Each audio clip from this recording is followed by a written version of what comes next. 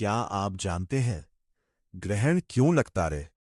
क्या आप जानते हैं कि जब अचानक सूर्य का प्रकाश कम होने लगता है या फिर पूरी रात चमकने वाला चंद्रमा अचानक अंधकार में छिपने लगता है, तो इसके पीछे सिर्फ एक खगोलीय घटना ही नहीं, बल्कि पुराणों में एक ऐसी रहस्यमयी कहानी भी बताई गई है जिसे सुनकर आप हैरान रह जाएंगे।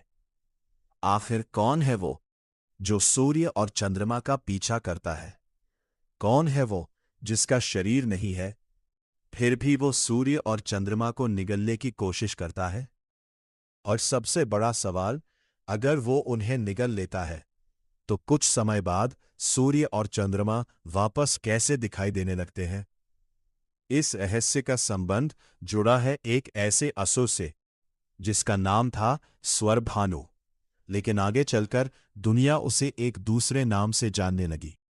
शुरू होती है एक रहस्यमयी कहानी।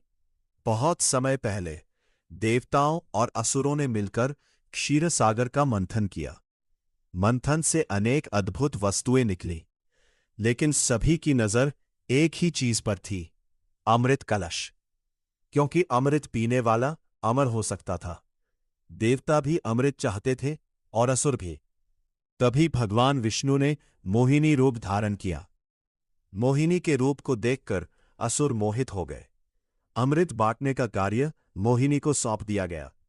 लेकिन तभी भीड़ में एक असुर ने ऐसी चाल चली जिसका असर आज तक दिखाई देता है।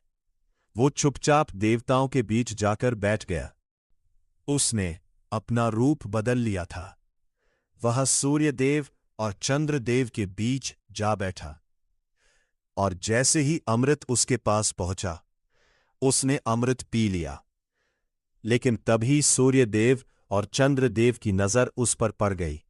दोनों समझ गए कि उनके बीच बैठा व्यक्ति कोई देवता नहीं, बल्कि असुर है।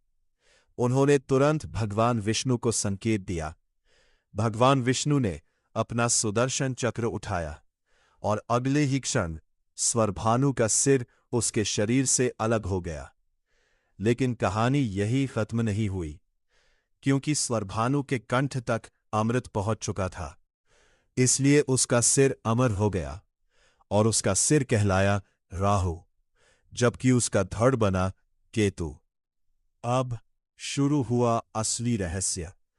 राहु को याद था कि सूर्य और चंद्रमा ने उसका रहस्य उजागर किया था।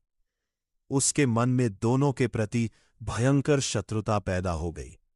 कथा के अनुसार तभी से राहु समय समय पर सूर्य और चंद्रमा का पीछा करने लगा, और जब वह सूर्य को अपने प्रभाव में लेता है, तब उसे सूर्य ग्रहण से जोड़ा जाता है। जब वह चंद्रमा को ग्रसता है, तब उसे चंद्र ग्रहण की पौराणिक कथा से जोड़ा जाता है। लेकिन यहां सबसे बड़ा रहस्य है, राहु सूर्य या चंद्रमा को हमेशा के लिए क्यों नहीं निगल पाता? क्योंकि उसके पास शरीर ही नहीं है।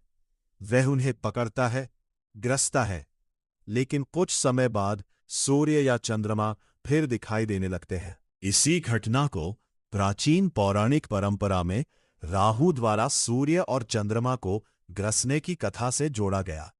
लेकिन विज्ञान हमें इसकी दूसरी व्याख्या देता है।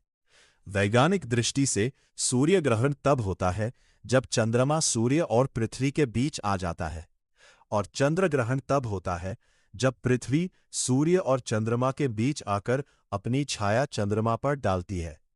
इसलिए ग्रहण को समझने के दो अलग दृष्टिकोण मिलते हैं, विज्ञान में खगोलीय घटना और पुराणों में राहु केतु की रहस्यमयी कथा।